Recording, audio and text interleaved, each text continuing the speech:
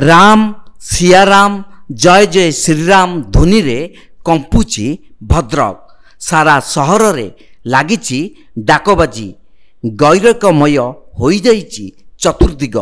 प्रभु श्रीराम परम भक्त हनुमान भ्राता लक्ष्मण और माता सीतांक चित्र रे सजई होइची सहर समेत आखपाख अंचल। एथर श्रीराम नवमी उत्सवर चमक पूर्व वर्ष अपेक्षा अधिक बोली प्रतीयमान हेउची साजसज सांगकू उत्साह और उद्दीपना भितरे चलचंचल होइची भक्त प्रशासन एवं भद्रक श्रीराम यज्ञ समिति स्थानीय गांधी पड़िया 4 दिन धरी सांस्कृतिक कार्यक्रम जारी रही। नृत्य संगीत रे कुनी कलाकार भाग नेउछंती। पड़िया रे खोलिथिबा मीना बजार बहुत भीड़ रहितिला। चलित वर्ष श्रीराम यज्ञ समिति पक्षरु आयोजित शोभायात्रा रे 84 मेढ़ जागा जागारे खाद्य सहित जल सरबत थंडा कौन कहउचंती शुणंतु। आमर प्रतिवर्ष कचरी बजार युवा परिषद प्रसाद सेवन समस्त को दे आसुची राम भक्त मानक आम आज भारी खुशी। आज हजार हजार संख्यार आमर ये प्रसाद सेवन भक्त आसुच्चंती प्रसाद सेवन कर खुशी बहुत अच्छु। भद्रक आज उत्सव मुखरित। आज सेकेंड अयोध्या कहले चले। आज देखु कौटी माने लोक एत अच्छा लाइट साउंड ओडिशार कौटी आउ ना सब भद्रक को पलि आसी।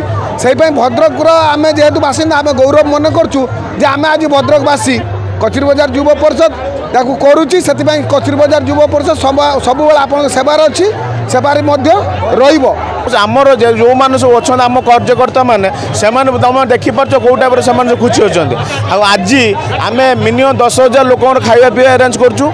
बर्तमान पूरी आलुदम दिखाई रात्रि पर फेर आम अन्न प्रसाद भोग दिहब। आम से बहुत खुशी अच्छु। आम अच्छु बर आम सब भद्रकवासी भी बहुत खुशी अच्छा। आप जानी देखिपारे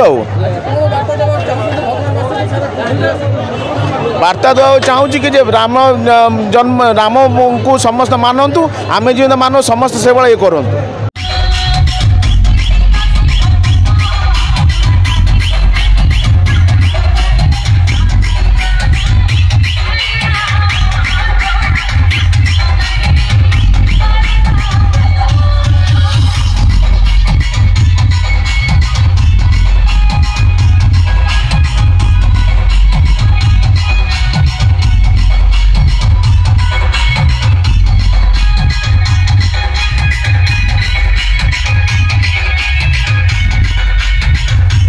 भद्रकरू पुनील कुमार सामंत रिपोर्ट तीर्थक्षेत्र लाइव।